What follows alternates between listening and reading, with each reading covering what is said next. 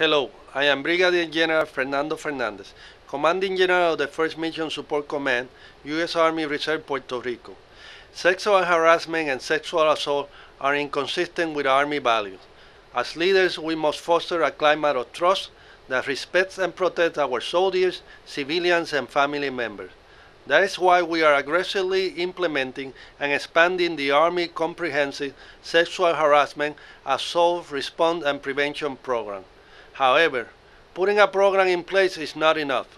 We need educated, inspired, and committed leaders at every level with the personal courage to take action. I personally direct every member of this command to work together to ensure we have an environment of dignity and respect where sexual harassment and assault are not tolerated.